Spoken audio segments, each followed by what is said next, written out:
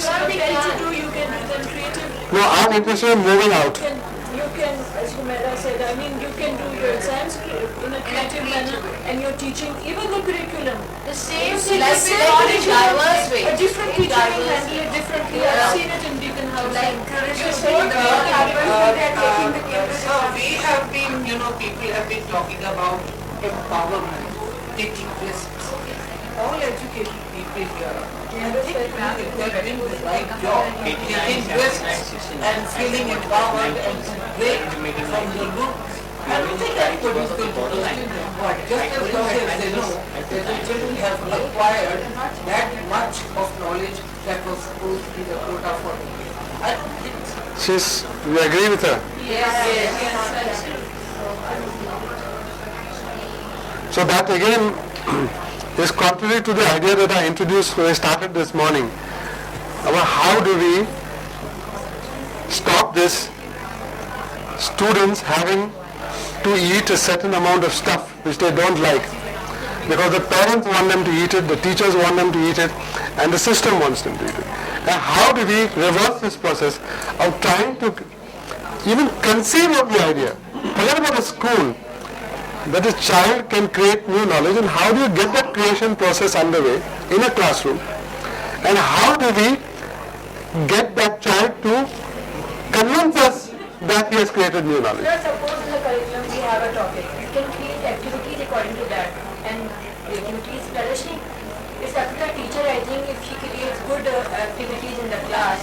I don't think so any child will be constrained in that. Has always been teaching us, to foster creativity in the class, and as the way we like. It has never bounded us, Kitty, you have to do this thing in this way. Basically, for me.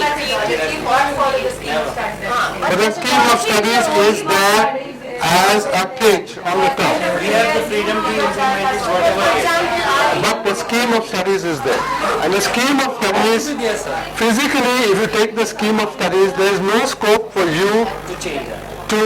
to even conceive of producing new knowledge or giving those children an opportunity to create their own knowledge. Can you do it? So let's put it down. We can pick up the topic and then do it, right? What topic they want to do, you ask the children what activity they want to do. But for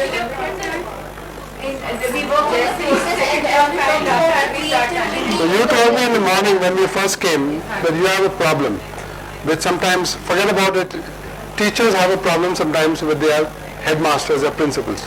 And the principals don't allow them to really do anything. They said, no, this type of activity is creating too much of noise, it's disturbing all the other people in the classroom. That's one standard activity. Secondly, if there's too much of noise, it means that you are not able to exercise sufficient discipline. You are a bad teacher. No problem. Now, what's a good principal ratio in Beaconhouse schools? Is a good to bad principal ratio? We have very good principles. He said we have very good principals. Very good management. Very good. Excellent. These are support. I tell you, This is always I never felt unheard. cases are always there. there will be some exceptions. Anyway, we really should not bother about. If you want to go about your way, you are restricted. Yes, at times. Actually, we are only We do have the limits at all times, but we cannot be trespassing, or we can't be limitless. But what we are trying to appreciate is the freedom given to us. Yes. First time, Doctor. First time, Doctor. As far as assistants are concerned, I'm a grade 1 teacher. When I give them this, is the first time they start the assessments. That assessments for 20 marks. They start their tests, they start their assessments, and you should look at the fear in their eyes. One of my child goes into breathlessness. Others, they start crying or tears in their eyes when they see, 2 or 3 pages picked up together. And the comparison depends upon the level of the child. That fine, if it's 2 and 3, we can go on with a higher level of assessment. For grades, KGs and class 1, I think so it should be like class tests are more than enough. We have class.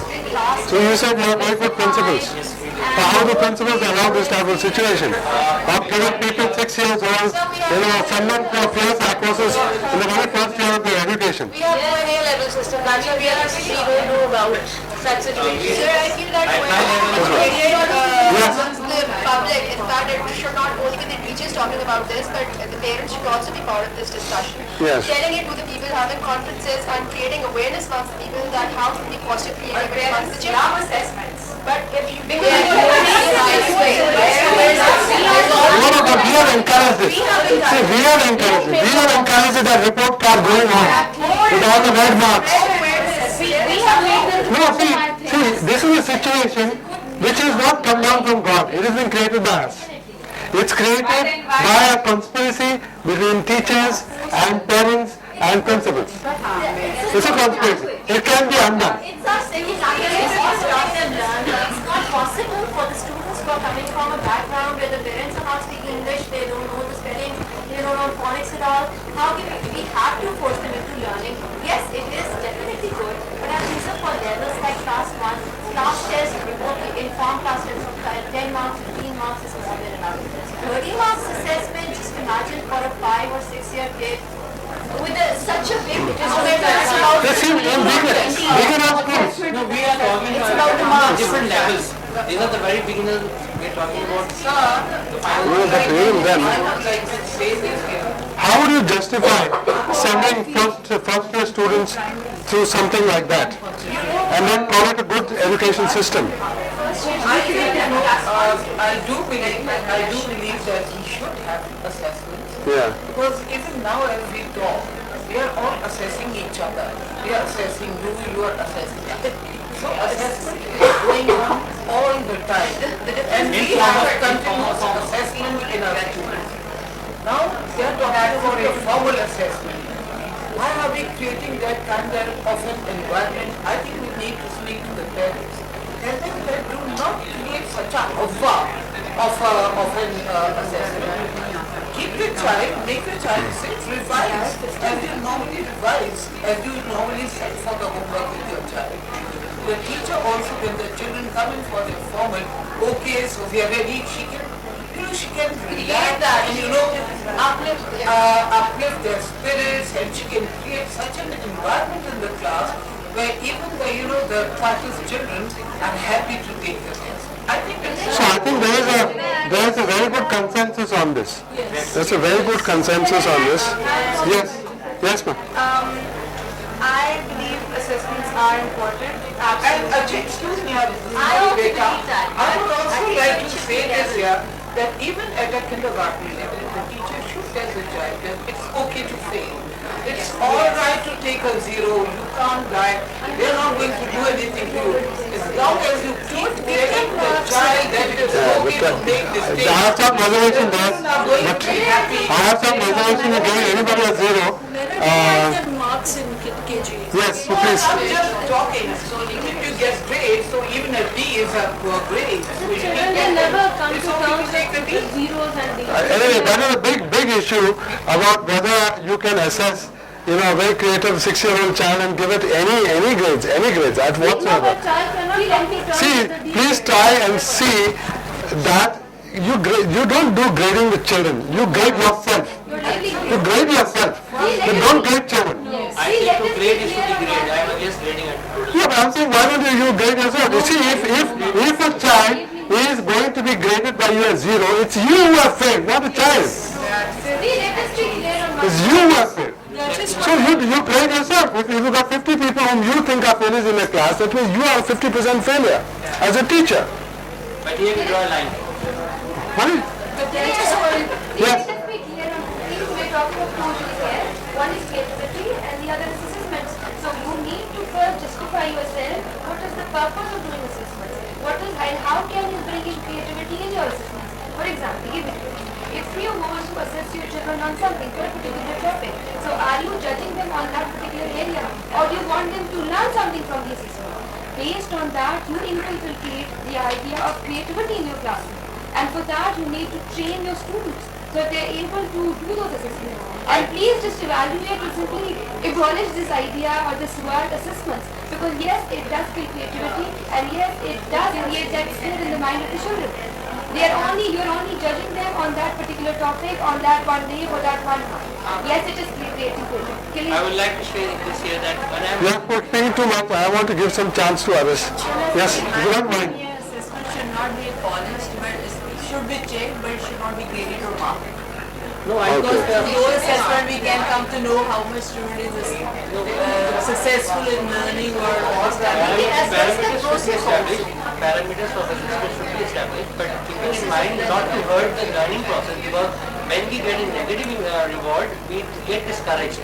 I do check the information in the students' writing, but I do not mark them for spelling errors, because I do not feel that I am checking a language paper. My content is the recalling and correlating and analyzing. So if the child has done the stuff according to what I assume the child will do, I will not be showing my expertise in how good my language is or my vocabulary is, so I will mark you on everything. So I am totally going to read that paper in red and carry over to him. The child will say, and next time I will make a mistake of giving in the paper like that. I deliberately ignore most of the things, telling the students, and I have told this to my students clearly that you can access me anytime. Don't have the fear that my assignment was not presented to you, so I just scored it. So that they come to me without a fear and then communicate to me whatever they have written and come to me. There are realities we have to adjust. I own the students with their problems, and that is why I feel that most of them never trouble me in my teaching. Why not introduce the idea of activity-based learning and project-based learning in the classroom? But I have seen it at times. Why not? We need to have a balance. That is what I'm talking about. You need to move from your formal assessments, activity-based learning, and project-based learning. We have four types of learning. Let's try and put some order into it. If you're talking about project-based learning or activity-based learning, what are those type of projects and what are those type of activities? Are they going to be again linked to whatever your syllabus is, or are they going to be de-linked from it? We have different styles of learning. We have different styles. Because otherwise you're again going to go back into a restrictive. Project learning is one area. We have four types of learning styles: pragmatists, theorists, reflectors, and theorists. Right? This I don't accept, huh? But anyway, let him say it. Learn it someday is not a big about let him The live it reason is that some children don't out. understand. Baba, people don't live like this in categories. You're making monkeys of people. I don't think they are categorized differently. I say No, but you rattled it up so fast that looked as if they're all standing in front of you, these categories. Tap, tap, tap, tap, tap. It's not like that. multiple. It's a multiple blend of all existing in us in a different way. But life is not those four categories. It's far beyond all those four categories. See, learning is a consequence of thinking, experimentation, retention. Where does all that fit in the system? It does. Because when we talk about assessing, it's not formal. I might say that those people who have acquired high skills and are capable